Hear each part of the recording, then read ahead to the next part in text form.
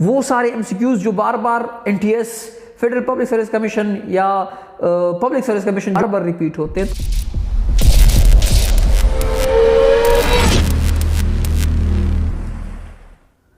Hello अस्सलाम वालेकुम, mind ability की एक और वीडियो के साथ मैं हूं आप लोगों का अपना दोस्त अमशेद अली। कैसे हैं आप लोग? उम्मीद यही है कि आप लोग खैरियत से होंगे। वीडियो की तरफ आने से पहले हमेशा की तरह आप लोगों को बताता चलूं, अगर आप लोगों ने हमारे चैनल को अब तक सब्सक्राइब नहीं किया तो सबसे पहले क्या कर लें, चैनल को सब्सक्राइब कर लें और बेल आइकन पे क्लिक करके ऑल नोटिफिकेशन कर दें। जी बिल्कुल, अब बात करते हैं कि आज की वीडियो किस चीज़ की है। जी बिल्कुल, आज हम वीडियो बनाने जा रहे हैं वो सारे एमसीक्यूज जो बार बार NTS, federal public service commission या पब्लिक सर्विस कमीशन जो हमारे पंजाब के हैं, सिंध के हैं, KPK के हैं, बलूचिस्तान के हैं, आज़ाद कश्मीर के हैं, इन सब की जब हम बात करते हैं कि इसमें कौन से एमसीक्यूज बार बार रिपीट होते हैं, तो हमारे पास हमने कुछ एमसीक्यूज को छान के निकाला है। तकरीबन 200 प्लस एमसीक्यूज है जो कि हम सब एक वीडियो में तो नहीं बता सकते, लेकिन उनके हम कई पार्ट्स बना के आप लोगों के सामने लेके आएंगे। इंशाल्लाह आप लोगों को मुख्तलिफ टेस्ट में काफ़ी फ़ायदा होगा, स्पेशली टीचिंग वाली टेस्ट में या फिर वो टेस्ट जिसमें जनरल नॉलेज, इस्लामियात, मौशरत उलूम या जनरल साइंस के एमसीक्यूज आते हैं। तो चलिए वीडियो शुरू करते हैं।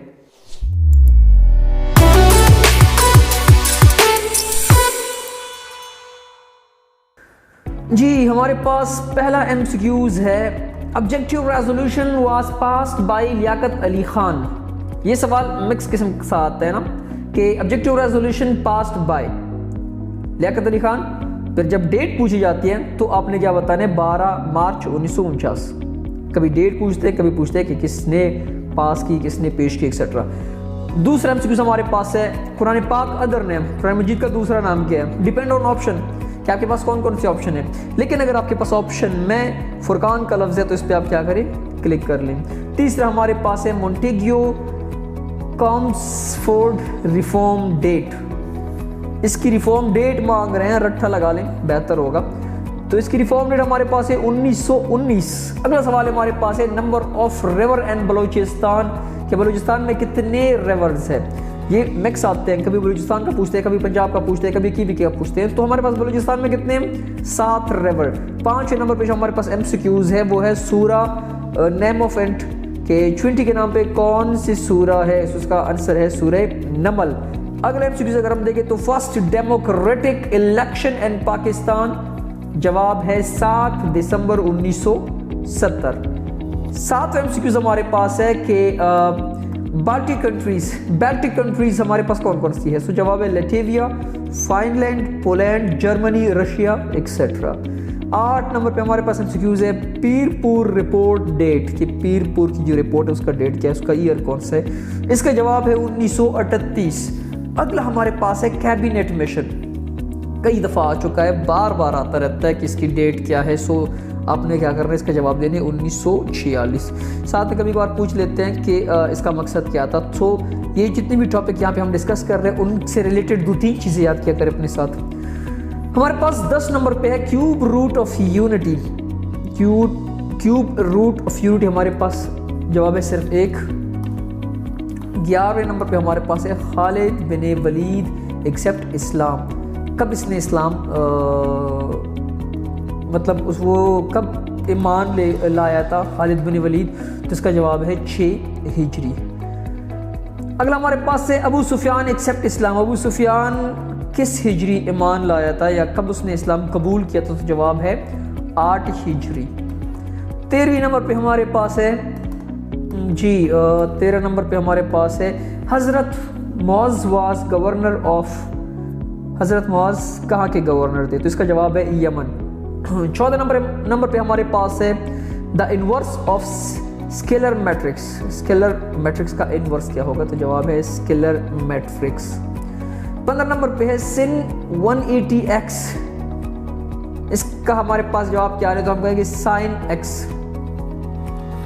16 नंबर पे हमारे पास है पाक सेलिब्रेट डिफेंस डे फ्रॉम, के हम डिफेंस डे तो मनाते हैं लेकिन कब से मना रहे हैं? तो इसका जवाब है 1966। अगला एमसीक्यू हमारे पास है 17 नंबर पे, ओल्ड नेम ऑफ अटक। अटक का पुराना नाम क्या है? तो जवाब है कैंप बिलपुर। 18 नंबर पे है पाक अफगान बॉर्डर लेंथ। कई दफ़ा आता है, बार बार आता है और इसके जवाब कभी कभार मल्टीपल तरीके से आ जाते हैं। सो आमतौर पे जितना ज़्यादा इसका जवाब देखा गया है वो है 2430 किलोमीटर। 19 नंबर पे है जेनेवा पैक्ट। जेनेवा पैक्ट कब हुआ था? 1988। 20 नंबर पे हमारे पास MCQs है, which country is called rising सन।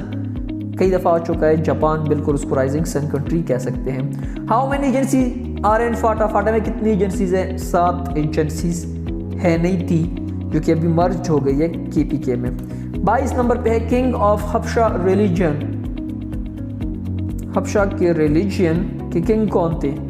ये रीजन होगा शायद, अरमा या नजाशी हबशा के बादशाह थे।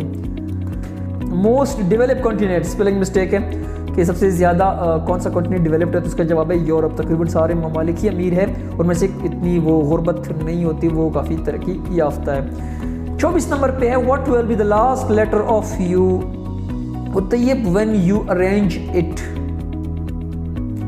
जब आप ये लफ्ज़ इन लोगों ने दिया कि जब इसको आप अरेंज करते हैं इसका लास्ट लफ्ज़ क्या होगा। सो अगर हम इसको अल्फ़ाबेटिकली अरेंज कर लें तो हमारे पास बिल्कुल सबसे लास्ट लफ्ज़ जो है वो वाई ही है, क्योंकि हम पहले क्या लिखेंगे? ए पर लिखेंगे, बी पर लिखेंगे, ई पर लिखेंगे, TUY।